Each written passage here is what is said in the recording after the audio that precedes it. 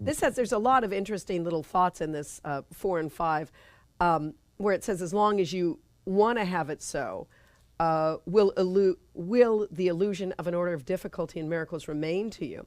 And it's like, why would I want to have an order of difficulty and miracles? Why would I want to have anything that seems so hard? But we like to hold on to this. We have a hierarchy of these are harder problems, these are easier problems. It's harder to forgive this one, it's easier to forgive that one. And what it's saying is nothing's harder or easier for God. It's all the same when based on that reference. But when we have a reference of hierarchy, then it does get hard. And that's the illusion. But, you know, in truth, there's no hierarchy. Love heals. Love trumps hate. You know, I mean, that's all there is to it. I didn't mean to make it political here. But, you know, I mean, every time I see those signs, I'm going, well, gosh, that's pretty darn good, you know. I mean, without it being a political statement. But that's the truth. For you have established this order of reality by giving some of it to one teacher and some to another. Okay, this is a spiritual thing, therefore God can heal it, but this is business. God is nowhere near business, you know. Come on, that's ridiculous. That's silly. Of course he is, you know. Or this is technology. God is nowhere near technology. Are you joking? Or this is mathematics. God is nowhere near mathematics. But if you ever know about the people who created mathematics, Pythagoras or any of these other people, are deeply spiritual people. That's ridiculous to think. Or the Fibonacci code. I mean, those things are deeply set in nature and spirituality. So not true at all. So, I mean, it's kind of silly what we get caught into and how we believe that.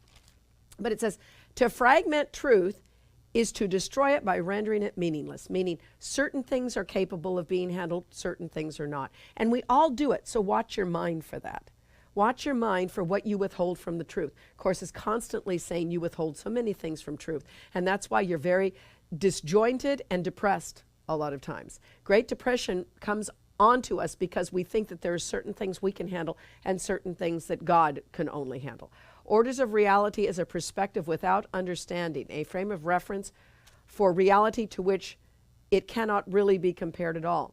To think that you can bring fantasy, truth to fantasy, and learn what truth means is ridiculous. Truth has no meaning in illusion, meaning once you try to take truth and to fit it into fear or limits or lack, it has no meaning.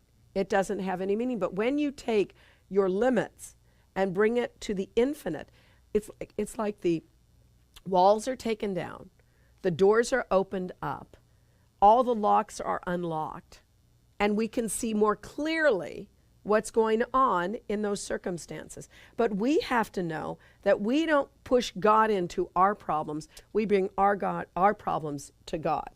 That's why this lesson, let me remember what my purpose is. My purpose is not to direct God.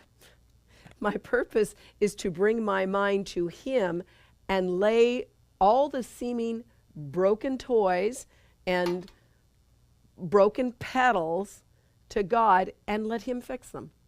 That's his job. That's what he's good at. And basically, that's what he can do. So we'll continue on this next week, but I think it's such a great, you know, thought, and keep thinking throughout the week when you are withholding some things from him, watch yourself. And when are you finally turning them over to him?